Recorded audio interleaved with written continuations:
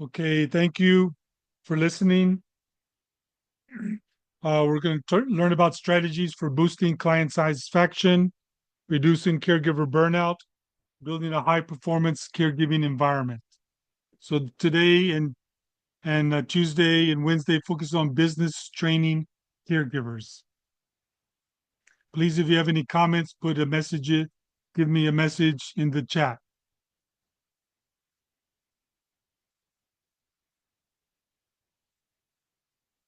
I'll start out with a history, a case history. This patient had mild Alzheimer's, and the caregiver went into the room to clean it and to ask if he had any questions.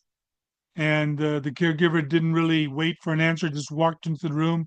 Patient got very upset that the caregiver was invading the room, and got very angry and started choking the caregiver.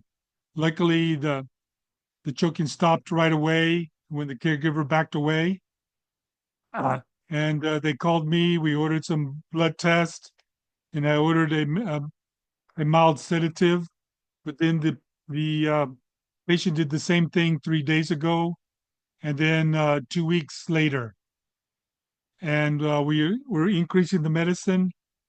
So I gave a presentation to all the caregivers about caregiver management. And the number one thing I recommend in this situation is when you knock on the room, don't go in until he opens the door, and don't challenge him on anything. You start saying, "How are you doing?" and stand back, and don't approach the patient on this until the patient's calm and the patient's agreeable for you to clean the room or give him his medicine or invite him to eat. So the caregiver needs to uh, be very attuned to the how much anger the patient has. Is it mild, medium, or severe anger? And then the caregiver needs to find out what the patient wants. What do they like? Do they like applesauce?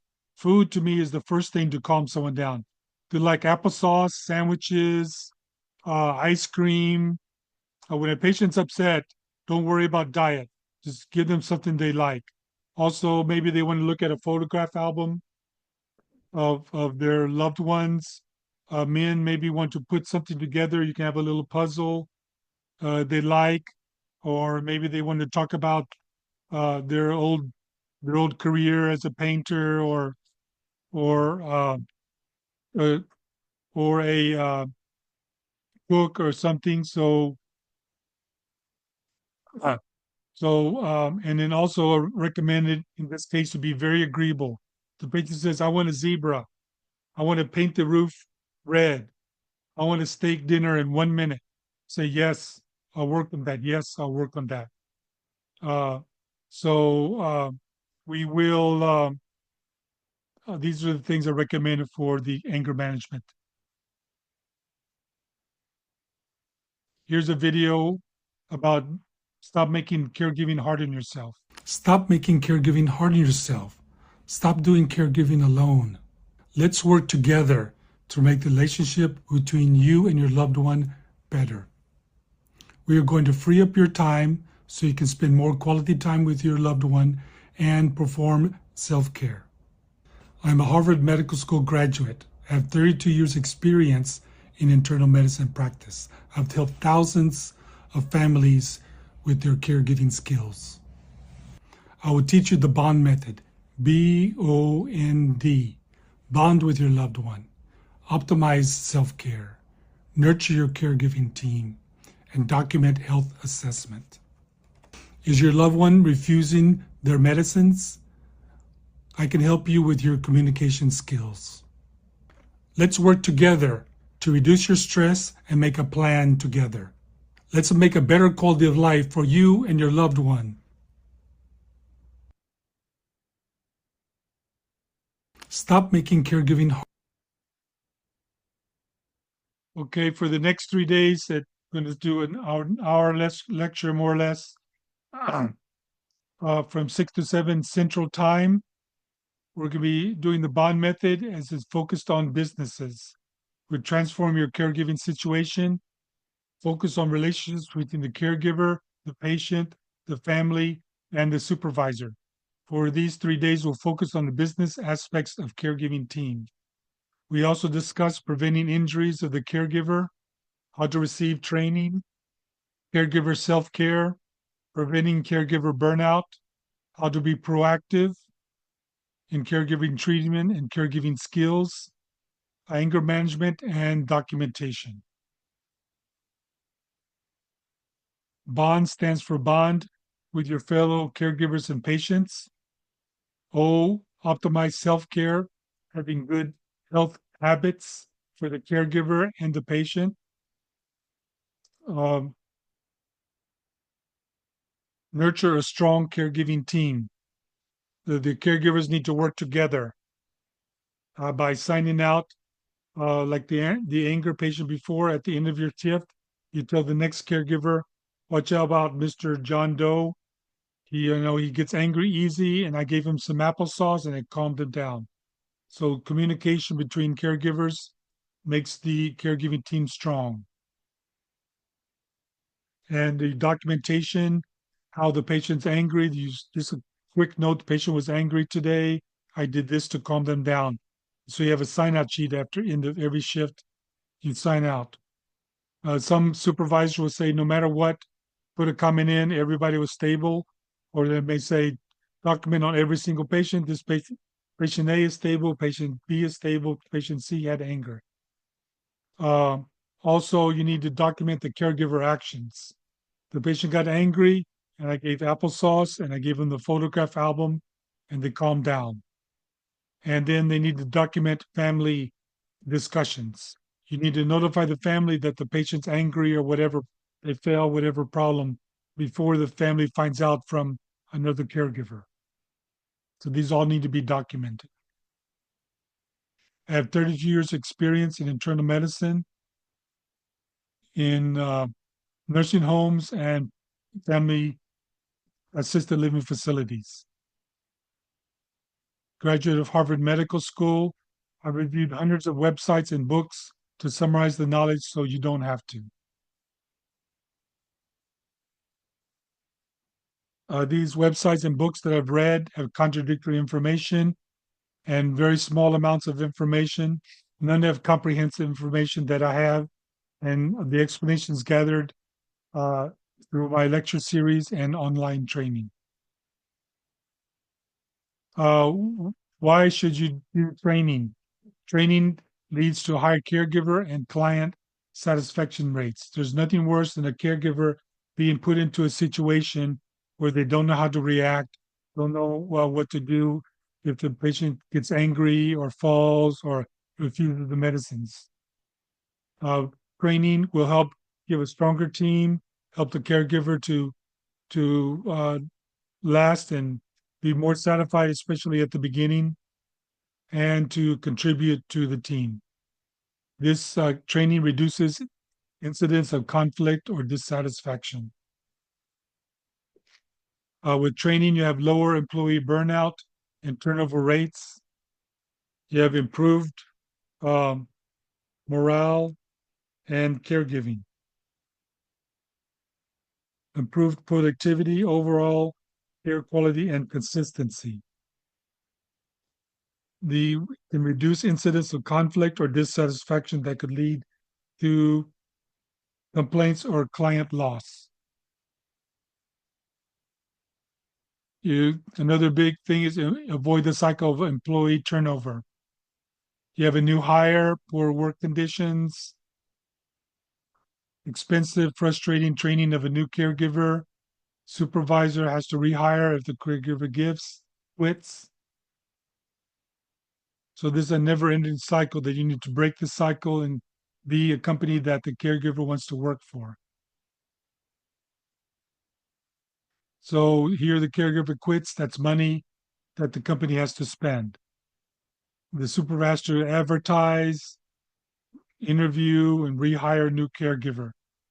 And then you have to spend time training the caregiver. And many times the other caregivers have to train the caregiver, which you have to be very careful. It's better if the supervisor trains the caregiver. But so that's it's this this cycle of not doing good training and having poor performing caregivers can be a very costly enterprise to the company. You want to be a company that caregivers are proud to be part of. Caregivers feel supported by the supervisor. Strong working caregiving teams that work together. The supervisor is flexible with scheduling so the caregiver can manage their home and their work balance. Um, so now I would like to invite Francis Diano uh, to to talk a little bit about his experiences with caregiver communication. Let me unmute you, Francis. Mhm. Hi, everyone. Oh, you Good didn't. evening. Okay, thank you. First, talk briefly about the company you told me about today, a wellness with physical therapist, and you support the physical therapist. Okay, absolutely. So, just a quick profile about myself. I've been in physical therapy practice for about 15 years. We started out primarily as an outpatient provider, and in the process of doing so, we started to expand into doing home care. We've been doing this in New York City, and we also do this in the Philippines. And one of the common denominators we always see is that oftentimes there seems to be a rift between the caregiver and the family that's actually in charge of the patient. And so what we've managed to do over time is start to create systems in terms of how we start communicating and how we bridge that communication between the patient and we also bridge the communication to the immediate family. One of the things we start to notice also is that oftentimes the care is exponentially better when the patients are actually involved in their care. So we're not just doing things and going in to manage the patients, but what we're doing is we're involving them in the process. We're involving the family in the process. And that's where effective communication comes in. Um, if I may share my slides, Uncle, let's see there, Dr. Hera, if I may share mine. Okay. Okay, Tell I'll me, tell me be when the slide is seen, okay. There you go. so I can. I don't see it. Do I need to stop share? No, I don't believe so. I think there you go. Can you see mine? No. I think you will need to stop sharing your screen first, Dr. Herrera. Okay, thank you. Okay, now I see it. Okay, there you go. See if I can maximize it. Does it come, Dr. Era, does my screen come out? Yeah, maximizing team communication. Okay, awesome. All right. So one more thing about myself is that I specialize in I'm actually an orthopedic and sports specialist. So majority of my clients in the beginning were always athletes and active individuals. And knowing that principle with athletes, it was always about creating clear goals and creating a clear timeline of what they needed to do. So when you're handling an elderly patient or when you're handling a loved one, it's actually not any different.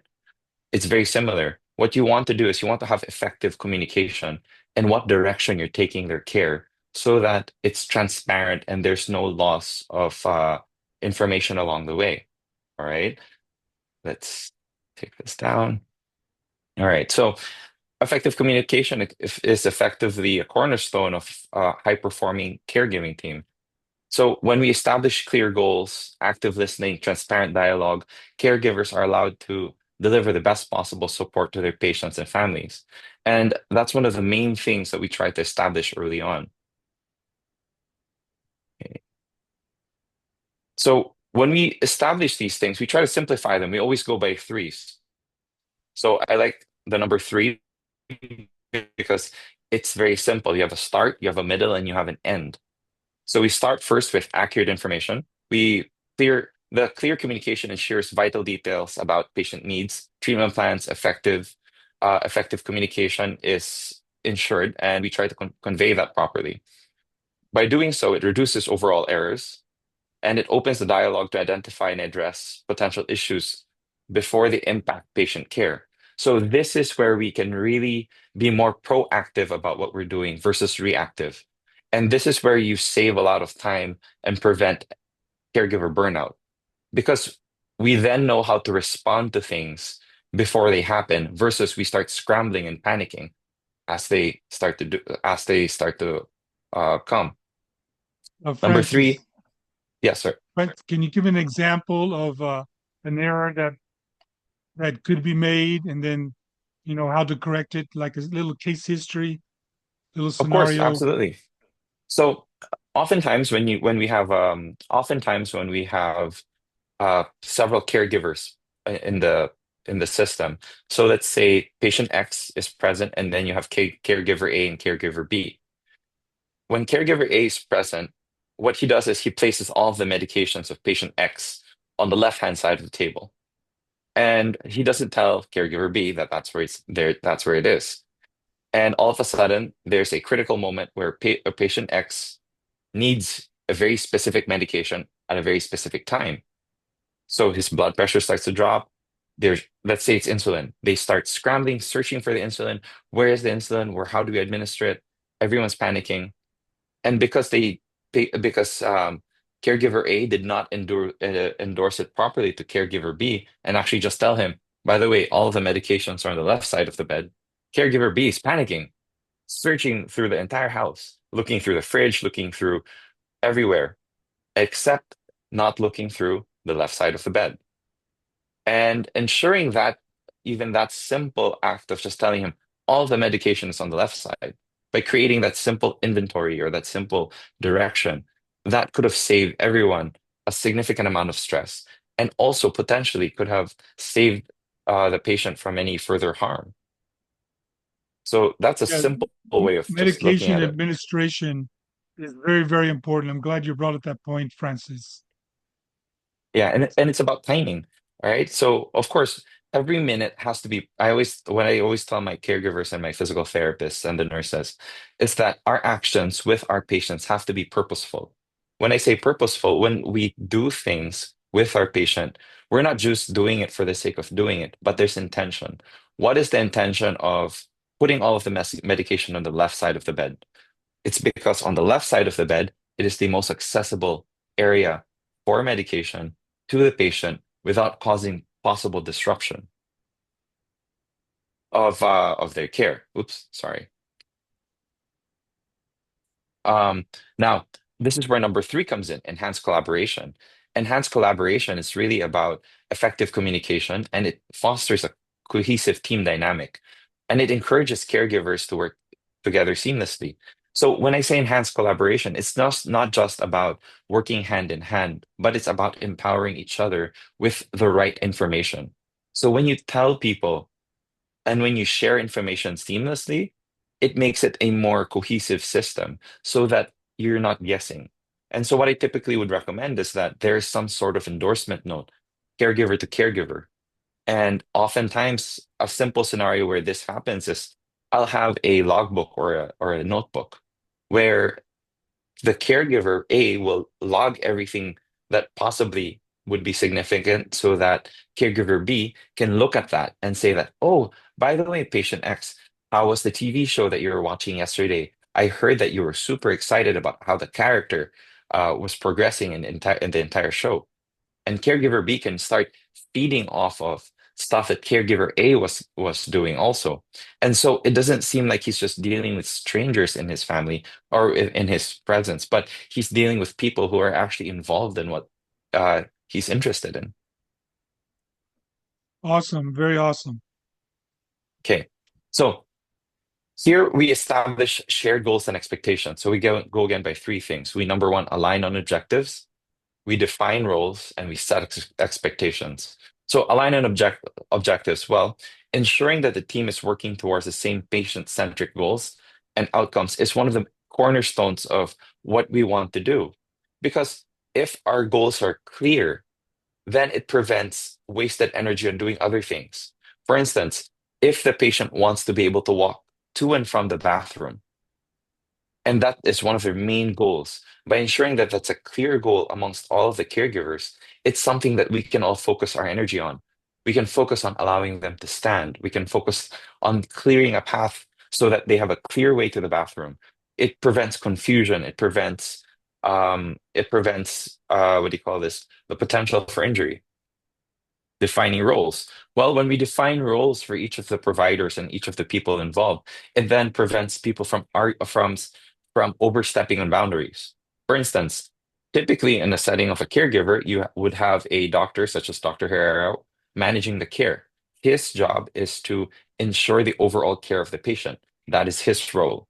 Now, what do we do with the caregivers? Looking down at caregiver A and caregiver B, we then define their roles. Caregiver A is in charge of making sure that patient X is able to walk to the bathroom.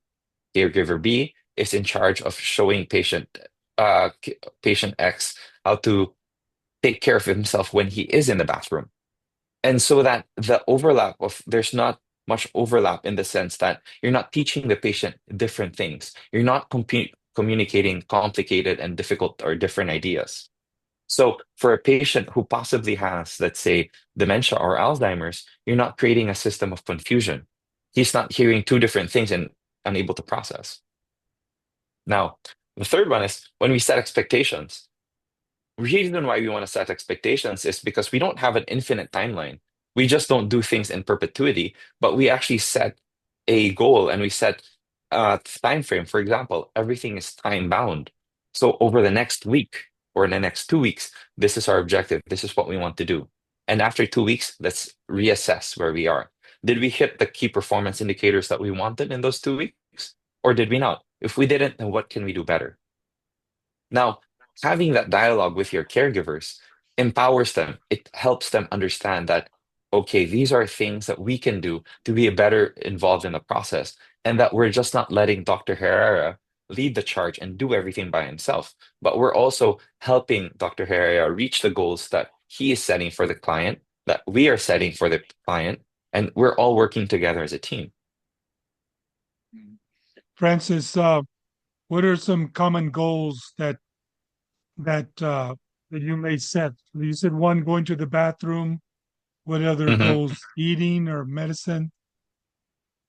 So oftentimes we can set goals in the self-care realm. For example, their ability to, let's say, go to the bathroom by themselves.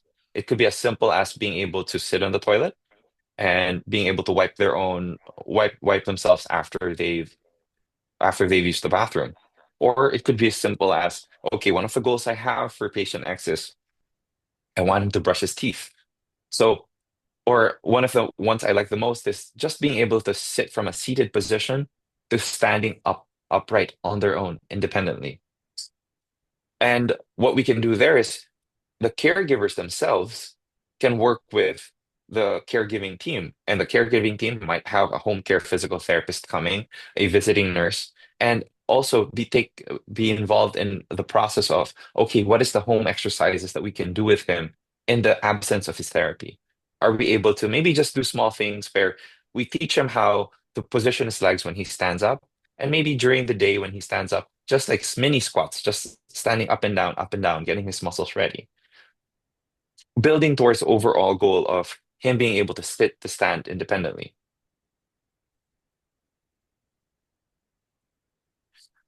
So one of my favorite things I always talk to our caregivers about and our physical therapists and providers is promoting active listening and empathy. This is actually one of the single most important things that you can do when you have an elderly patient and when you're taking care of them. It's attentive listening. So engaging fully with patients and colleagues by focusing and understanding their needs and concerns. So you're not just hearing them. You're not just like, uh-huh, nodding, but you're actually intentionally listening to what they have to say. Next is there's emotional intelligence. Well, you're demonstrating empathy, sensitivity. You're tailoring your communication to the emotional state of the individual. So, a good example for this is if your patient's already in a very manic and stressed state, you don't match that by also being manic and stressed and screaming at them. You don't match that tone, but you bring it down and you start talking to them in a calmer manner. You change your demeanor where you're not being combative, but you're being understanding. So, for example, patient X is already upset because he misplaced an item. You don't go, well, too bad, you misplaced it, or, well, I don't know where to find it. I can't help you. Another way of responding would be as simple as, or I'm sorry, Mr. X, I know it's really upsetting that you misplaced it, but let me help you find it. Where's the last place you placed it? Okay, let's look there first. If it's not there, let me look somewhere else. But don't worry, we'll do our best and we'll try to find it. So you're not patronizing them and you're not just putting them on a pedestal, you're not being dismissive, but you're being supportive to what they need. And you're validating the fact that they need to be heard. And that's why then the third one is compassionate responses. You're providing reassuring, supportive feedback because that helps foster and build trust and it strengthens your relationship.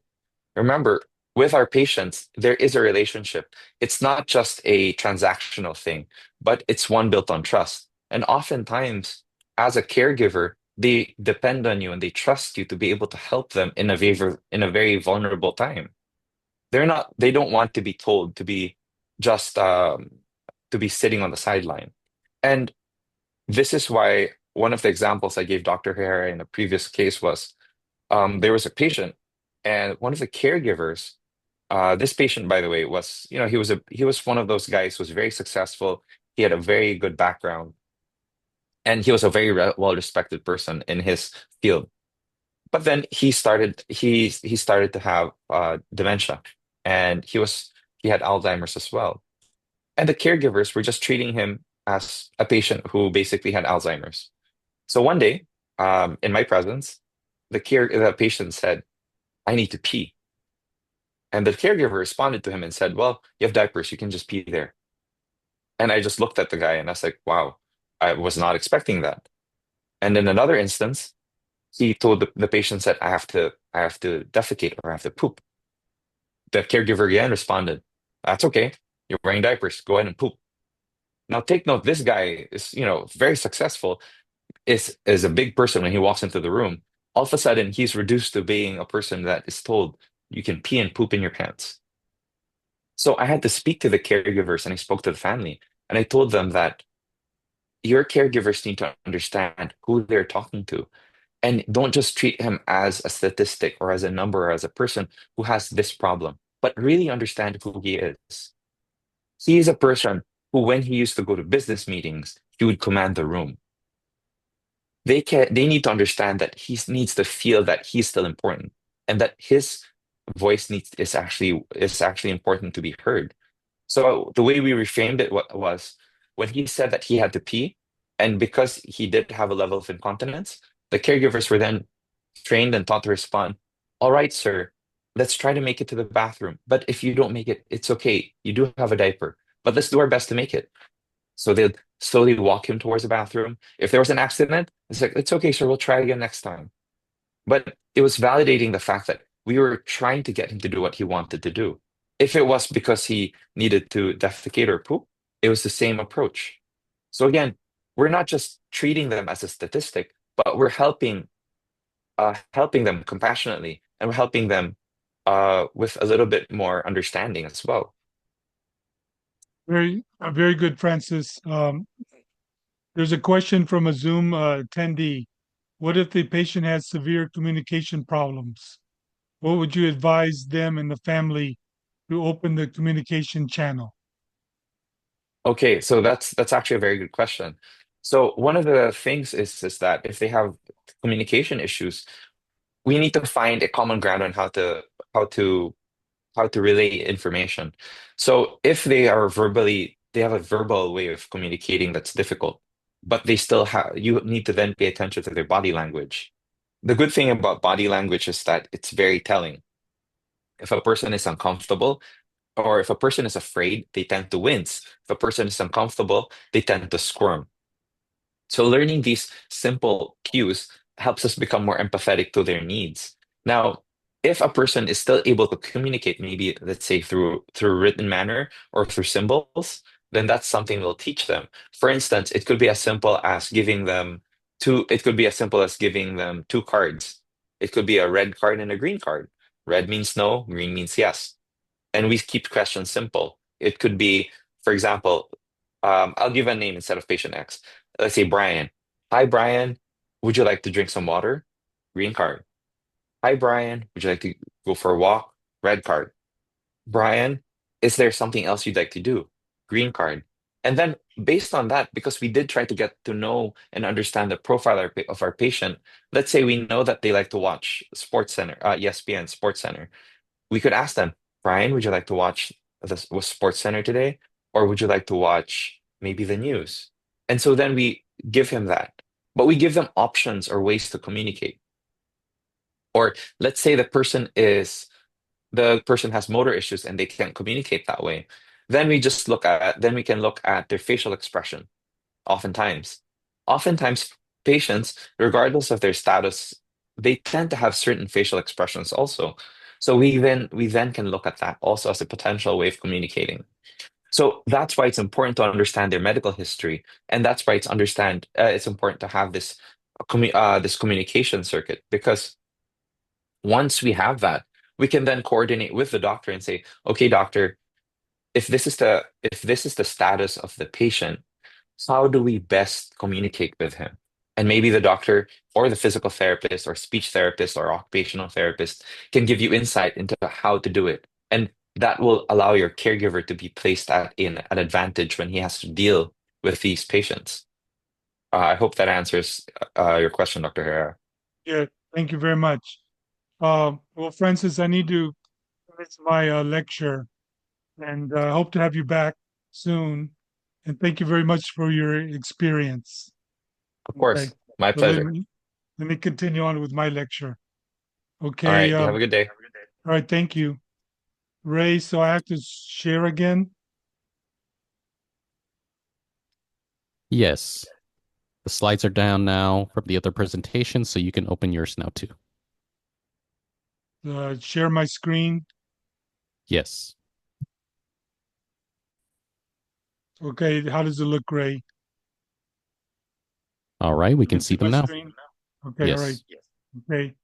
Um, wow, that was awesome comments by Francis. He looks like he's had a lot of experience with sports players and with the elderly. Thank you so much, Francis. Um, let me go to the next slide. So, getting back to my mnemonic bond, focus on communication relationships, just as Francis mentioned. Perform emotional assessment. Is the patient angry? Or are they confused? And you tailor your questions uh, to depending on their issues. If they're very angry, you need to deal with that issue first, and then later deal with other issues like brushing the teeth and changing clothes. Use empathetic approach means uh, reflect back their emotions, validate their emotions. Sometimes logic doesn't work. Mr. Smith, you need to eat this food because it helps your build protein. No, maybe it's better to say this will make you younger. It'll make you more handsome. It will make you stronger. So use use their feelings, how they are, as a way to encourage healthy behaviors. You want to have a consistency and routine. So every day they wake up in the morning at 8 o'clock. Then at 9 o'clock, they have breakfast. Then 10 o'clock, they look at photo albums. At 11 o'clock, they do some art uh, activities. But every day, there's a routine that helps people have, have calm down, know what to expect, and have less confusion. Uh, and this method helps improve the caregiver satisfaction and the family satisfaction. Family communication, when something goes good and when something goes bad, you need to advise the family of that. They don't want to be surprised. They don't want to show up and find their elderly person, their loved one, on the floor or with a poopy diaper. You want to document caregiver conflict resolutions. I found the patient on the floor. I got him into bed. I checked him for any injuries. I notified the nursing supervisor, notified the doctor. so that when the family comes in, they know that you're doing a good job. Here's another video about communication. Hi, this is Dr. Herrera. Just a little bit about communication. Think of these, keep these ideas in your mind. The Alzheimer's patient, they want appreciation, just like you and I. They want compliments. They want to know that they're independent. Hey, mom, you're smart. You can do things on your own. So keep these ideas in your mind when you're communicating. Okay, this is not the way to do it. Mom, do you want to eat? Mom, mom, look at me, mom, look at me. Do you want to eat? I didn't get to sleep last night. Mom, do you want to eat? That's the wrong way. The correct way is, Mom, do you want something to eat? Would you like eggs? Or you want cereal? Do you want to look at photographs of your grandchildren first and then eat? Oh, food is so wonderful, Mom. I like food. I like food here. Let me get some of this. This egg tastes good, Mom. Oh, I'm so happy you're my mother. Yay.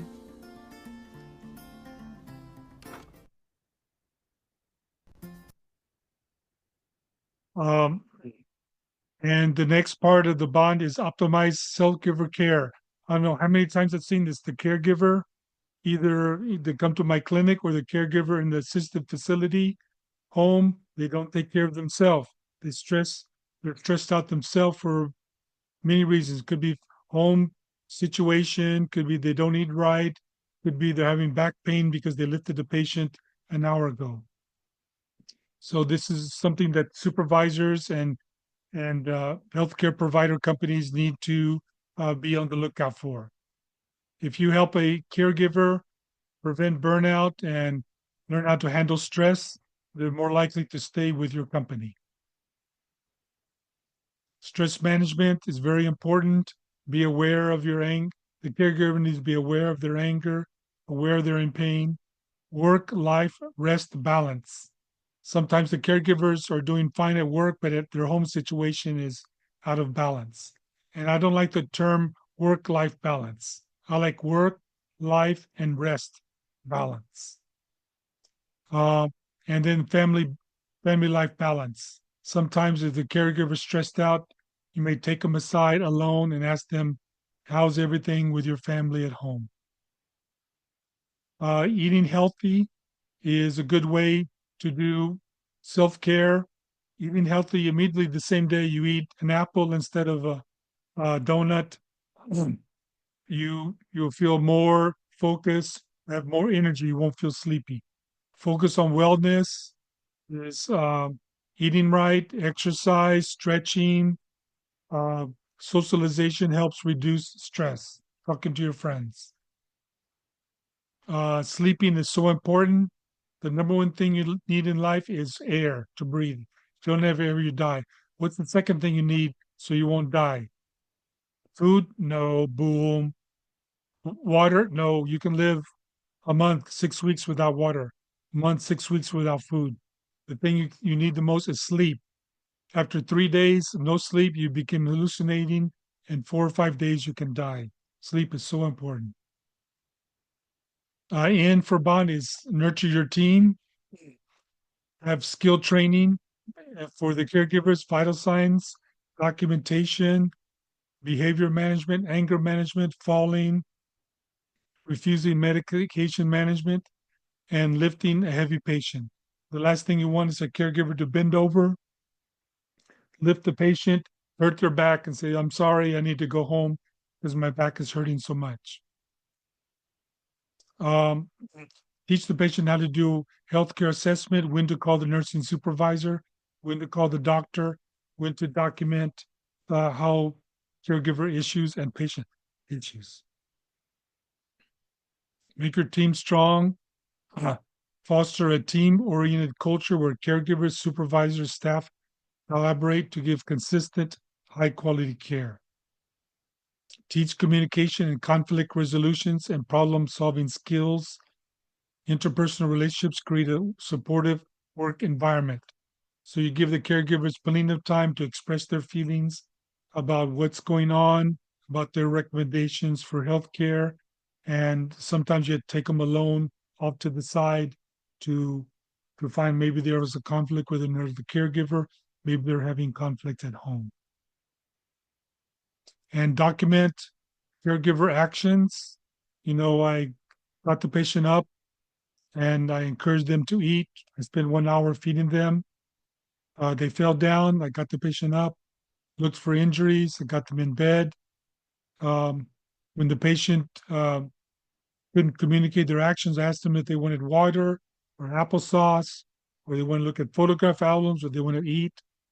Documents. So the family comes in, oh, my mother hasn't eaten all day long. Did you forget about that? No, look, ma'am, it's documented for the family. Look, it's documented. We did this, or maybe it was a different shift. You're coming in the night shift. The family wants to know, did mom eat breakfast? You look at the journal. I'm sorry she didn't eat breakfast, but we tried these things to have her to eat. If the patient gets worse, you need to document that. You don't want the family to blame you because the patient's getting worse. And what do? They're falling more often. I held the arm of the loved one to go to the bathroom. And every time you talk to the family, please document. Every company has their own documentation system. Talk to your supervisor about when to document. The BOD method reduces the training gap, gives you the missing skills that caregivers need. Proactive training. What are you going to do if the patient falls? What are you going to do if the patient can't talk? What if the patient refuses the medicine? What if the patient refuses to eat? You already have these planned out in your head, or there needs to be a operating system. You don't know what to do, go to the instruction manual of caregiving, find out if they don't eat, try this, try applesauce. If they don't eat, try Ensure. Follow up in the training, you give the patient training on falling or on anger management, and then a week later say, how did it go? Did you have any more instances of anger management or following? I have 2 years experience teaching caregivers about falling, anger management, and other caregiving issues. I graduated from Harvard Medical School. No one else is using the unique BOD method that I have developed. So before the business bond, before training, there's poor relationship, poor communication, caregivers and patients, poor self-care. The caregivers eat donuts instead of healthy food. There's no teamwork. Caregivers fight each other over different problems, and documentation is poor. After the bonding, there's a good relationship to caregiver and caregiver. There's a good relationship to caregiver and the patient and the family. Everything's about relationships. The caregiver needs to be taught about self-care for themselves. Eating healthy can give the same day benefits, better focus, more energy. Other self-care, wellness, exercise, stretching. Nurture, give them suggestions about teamwork. You never criticize a fellow teammaker, you always compliment them, and give suggestions in a very supportive way. Supervisor needs to be a leader on how to give suggestions to caregiver who need to improve. And document patient actions, especially falls and anger, and caregiver actions to improve these activities. Here's a video about urgency in caregiving. You can't just wait till your company is having several complaints. You need to do training before there's a complaint. The urgency of caregiving. Did you know that every minute many people develop a heart attack, they fall, new dementia? You need to be prepared for this. Without proper training, caregivers can unintentionally cause harm or worsen their loved one's condition, and they may worsen their own condition. I've had 2 caregivers die while taking care of their loved one. Learn to use a communication board to improve communication in dementia. Learn to do a health assessment in someone with a heart attack. Remember to prevent falls. After one fall, they're more likely to have another fall. Don't be reactive, be proactive. The urgency of caregiver burnout is so common in my practice and in the uh, providers who are paid to go to someone's home and assisted living and nursing homes. Supervisors need to be on the lookout for caregivers that are stressed out, working many hours a week, 50 hours a week, 60 hours a week can lead to caregiver burnout. When you know for a fact the caregiver is calm and a sweet person, and all of a sudden they're angry and shouting, that can be a sign of caregiver burnout. Risk mitigation, poor caregiver training can lead to patient complaints, can lead to lawsuits, can lead to loss of the client or loss of the facility. Slips and falls is a big problem in caregivers and in patients. Abuse, sexual and physical. Sometimes the caregiver can sometimes the patient can hit the caregiver, causing bruising. The caregiver can wander. I mean, the loved one can wander and do elopement, and the caregiver needs to have a plan what to do if they try to walk out the door of the facility or their home. Inadequate supervision of caregivers can be a problem with companies who provide home providers. And wrongful death, heaven forbid that happens.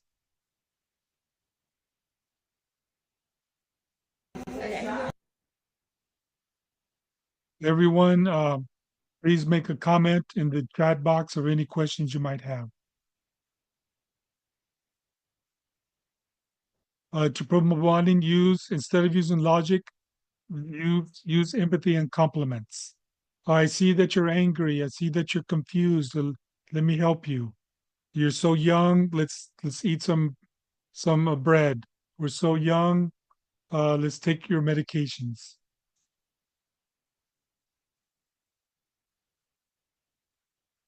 There's a comment in the chat.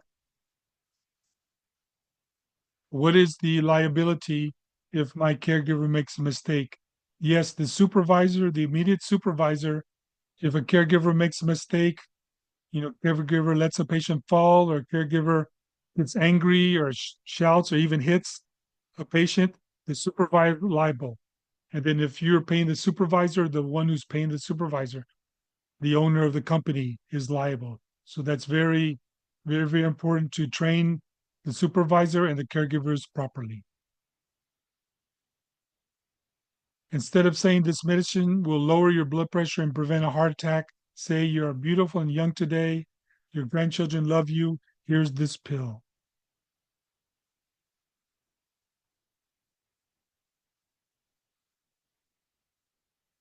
After you take this pill, let's play some dancing music and look at the photograph album.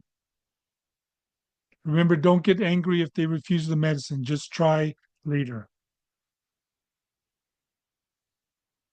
Remember, if the Alzheimer's talking, a caregiver shouldn't take it personally.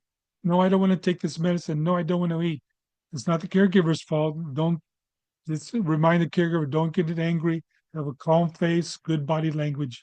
The Alzheimer's is talking, it's not a personal insult to the caregiver.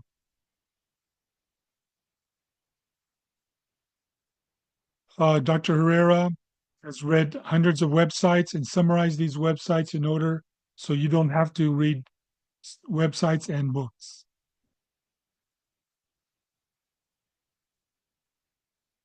Here's a caregiver talking about caregiver burnout. Carlos, you've asked me to give you some comments on your seminar that I attended a couple of weeks ago on caregiving. And first of all, I really enjoyed it. I thought that the materials were excellent. One of the things I really was impressed with is when people take care of others that are elderly, usually the person that's taking care of the elderly person dies 70% of the time, dies first. That's remarkable statistics. And it just shows you how important it is for the caregiver to take care of himself or herself. And I know you mentioned several natural things like eating right, better sleep, quiet times, devotionals, whatever. for the caregivers to enjoy while they're taking care of their loved one. So I really think there's a lot. Carlos, you've asked me. There's some questions in the chat. Some compliments that you can give to the caregivers. You're looking very handsome, Grandpa. We're going to have a great day today. Yes, positivity helps calm down the person with Alzheimer's. What if a caregiver overworks themselves and don't listen to the supervisor when breaks are required? I see this so often. Caregivers, they don't want to work 60 hours a week, 50 hours a week, but they have to pay the bills, and so they kind of push themselves too much. You just need to explain calmly to the caregiver that these are the symptoms I see a caregiver burnout. You need to make a long-term plan about paying your bills, about working what's the proper amount to work, and maybe sometimes you ask the caregiver, "Would you like me to talk to your family?" And talk about the situation. But that's a very common, and many times the first time you talk to the caregiver, it won't work. It won't be successful. But you talk to them repeated twice a week, 3 times a week, and that finally they may start listening to working less.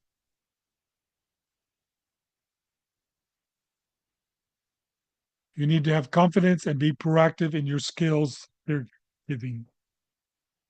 Small changes in your caregiving helps in the long term. Like for a caregiver, you need to smile more. The caregiver needs to smile more. Uh, uh, Mr. Michael, I know that it's been hard on you today. The patients are said, please try to smile one extra time today. Mr. George, please, instead of eating an apple, instead of eating a donut, eat an apple. Small little changes. Tell them that they don't need big changes, small changes. Communication skills are the first thing that you should train for a caregiver. Look at your loved one in the eyes, validate their frustration or confusion. Assess your caregiving situation. Do you have planned out what to do if the patient falls, won't take their medicine, won't eat right, get angry? And many business owners tell me, "Oh, I can't afford your training, Dr. Herrera." But what is the cost of a caregiver quitting? What's the cost of reduced quality of your business and reduced satisfaction to the caregivers you trained? What if the patient or the family cancels the caregiver services? What if there's an injury to the caregiver or to the patient? Those are very, very expensive prospects. Here's one TikTok video where the caregiver lost his marriage because he was caregiving for his loved one. Are you committed to your company? Are you committed to yourself? Are you committed to your caregivers? Then it would be advantageous for you for them to receive training. Is the supervisor have a good attitude and good personality most of the time? Is the caregiver have a good attitude? If not, they need to receive training. Good attitude passes on to the caregivers and to the family. You need to focus on evidence-based practices. You can you use proven techniques to reduce different things like anger management or not eating. Here's for patient handling, for patient lifting. Use handling equipment or devices like a Hoyer lift or a belt you wrap around the waist. Have the patient lift with a straight back, not bent over. Have 2 or 3 or more people for a patient that's very heavy. No lift policies mean that you always ask for help or use a machine to lift the patient. Training on the use of machines like the Hoyer lift and patient lift teams have 2 or 3 people lift the patients. Common caregiver injuries. Caregivers are 3 times more likely to have injuries than other professions. They have back sprains, shoulder sprains, arm sprains, emotional upset. If a caregiver gets angry, a caregiver refuses their medicine, that can be very frustrating and emotional draining to the caregiver. Attorneys are waiting to sue facilities if there's a family complaint. If you have any questions about training or how to receive it, or want more information on anger management and more information on injuries, you can send a message in the chat today, or you can send an email to Dr. Herrera. It's priceless to have a strong caregiving team. I'm available for a one-on-one VIP session to discuss training for your company. The advantage of online training is that it's very flexible. We can meet at different times, noontime in the evening, have a group training, then we record the session and then make it available to the caregivers in your company that didn't have a chance to see it. The cost of training with Dr. Herrera, this online training. But first, we'll do a free 30-minute session with your staff to see if you like the training and how to be flexible to do your training. If you order before November 21st, it'll be $100 per hour for online group training. So you can say, oh, I would like training for all my staff November 25th at noontime or 6 o'clock. And then you advertise to your staff that I'll be on Zoom at this time for training. And remember, many times you have to encourage the caregivers to show up. $5 gift card, a group dinner for everyone who attends. One company gave them, a $5 raise if they attended all 5 sessions of caregiving. If you do provide and purchase the training with me online, they're available for a VIP Facebook community where they can go and see all my postings. And there's also available for extra charge 7 hours of pre-recorded training sessions. There's a question, and there's my email. Ray put my email in the chat box if you have any questions. So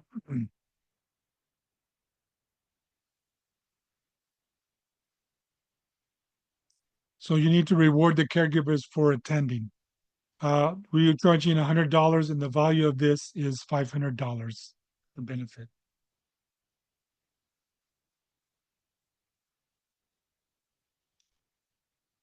Dr. Herrera or his staff will be available by email. If the company spends $300 for online training, then the caregiving community will be available free of charge to all the caregivers. This includes anger management ebook. If you purchase training, you get a free health assessment form, caregiver action documentation form, and if you wanted to try the online community first before online training, live training, then that would be $190 per month for a company.